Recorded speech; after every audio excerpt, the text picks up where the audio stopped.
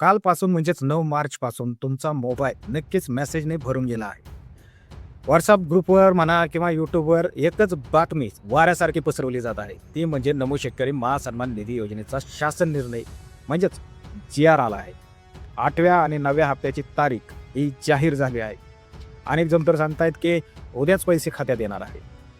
पण शेतकरी बांधवांनो, यात किती सत्यता आहे? खरंच शासनाने तारीख जाहीर केली आहे का? की फक्त व्ह्यूज मिळवण्यासाठी तुमची दिशाभूल केली जात आहे?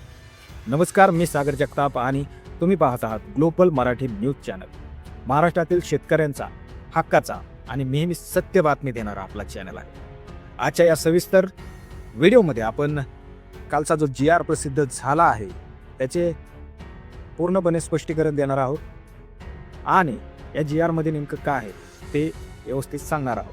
हा जी-आर तारखेचा नाही तर लेखाशीर्षाचा आहे. हे लेखाशीर्ष म्हणजे काय भानगड असते आणि सर्वात महत्त्वाचे म्हणजे तुमचा हक्काचा 8वा हप्ता कधी मिळणार, हे सर्व आपण पुराव्यासकट पाहणार आहोत. त्यामुळे व्हिडिओ अजिबात स्किप करू नका, शेवटपर्यंत नक्की पहा. मित्रांनो, सध्या राज्याचं अर्थसंकल्पीय अधिवेशन सुरू आहे. या अधिवेशनात शेतकऱ्यांच्या प्रश्नांवरती मोठी चर्चा सुरू आहे. याचाच फायदा घेऊन सोशल मीडियावरती काही लोक जे आहेत ते जुने जी-आर आणि कालचा तांत्रिक जी-आर दाखवून तारीख ठरली अशी बातमी पसरवत आहे.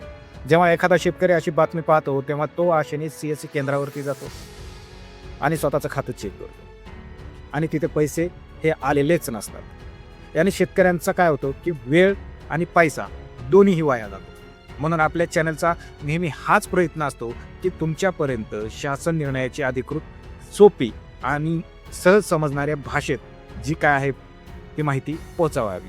आता बोलूयात कालच्या म्हणजे 9 मार्चच्या या शासन निर्णयाकडे.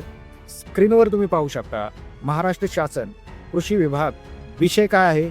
नमो शेतकरी महासन्मान निधी योजनेच्या अंतर्गत अनुसूचित जाती म्हणजेच SC प्रवर्गासाठीच्या नवीन लेखा शीर्षास मान्यता देण्याबाबत. आता नीट लक्ष देऊन ऐका, इथे कुठेही पैसे वाटपाची तारीख असा शब्द नाहीये. इथे शब्द आहे लेखाशीर्ष. आता हे लेखाशीर्ष म्हणजे नेमकं काय? सोप्या आणि गावरान भाषेत सांगतो. शासनाचा एक मोठी तिजोरी असते.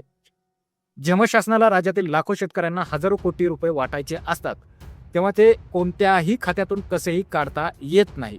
त्यासाठी वित्त विभागाची एक बजेट कोड लागतो. नमो शेतकरी योजनेमध्ये सर्वसाधारण आणि अनुसूचित जाती असे प्रवर्ग आहेत.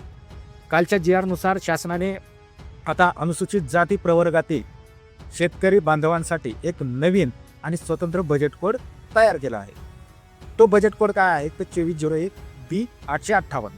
आता तुम्ही म्हणाल की सागर भाऊ, मग या बजेट कोडचा आणि आमच्या हप्त्याचा काय संबंध आहे? मित्रांनो, संबंध खूप मोठा आहे. जोपर्यंत असा बजेट कोड किंवा लेखाशीर्ष वित्त विभागाकडून मंजूर होत नाही तोपर्यंत कृषी विभाग राज्याच्या कोषागारातून 1 रुपया सुद्धा काढू शकत नाही. म्हणजे शासनाने आता काय केलंय तर पैसे वाटपाचा प्रशासकीय आणि तांत्रिक रस्ता जो आहे तो पूर्णपणे मोकळा केला आहे. तिजोरीचे कुलूप हे उघडलं आहे. या जी-आरचा सरळ अर्थ असा होतो की शासनाचे पैसे वाटण्याची आता तयारी अंतिम टप्प्यात आली आहे.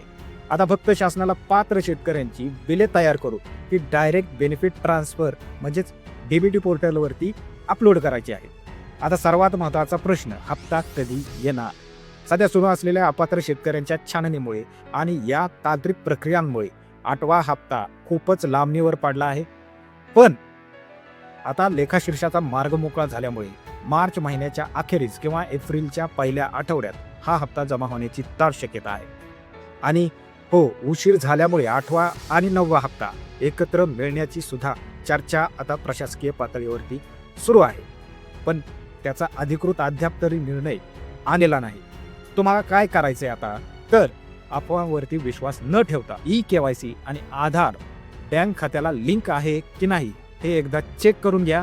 मित्रांनो, हा 9 मार्चचा जी-आर नेमका कशाचा होता हे मी तुम्हाला पुराव्यासकट अगदी सोप्या भाषेत समजावून सांगितलं आहे. आशा आहे की तुमचे सर्व गैरसमज दूर झाले असतीलच. ही अतिशय महत्त्वाची माहिती तुमच्या गावातील प्रत्येक शेतकऱ्यांपर्यंत आणि WhatsApp ग्रुपवरती नक्की शेअर करा, जेणेकरून कुणाचीही फसवणूक होणार नाही. शासनाची अधिकृत माहिती आल्यावर सर्वात पहिला आणि खात्रीशीर व्हिडिओ आपल्या चॅनलवरती येईल. अशाच ताज्या आणि खऱ्या बातम्यांसाठी आपल्या ग्लोबल मराठी न्यूज चॅनलला आता सबस्क्राईब करून ठेवा. भेटूया पुढच्या व्हिडिओमध्ये. तोपर्यंत जय हिंद, जय महाराष्ट्र.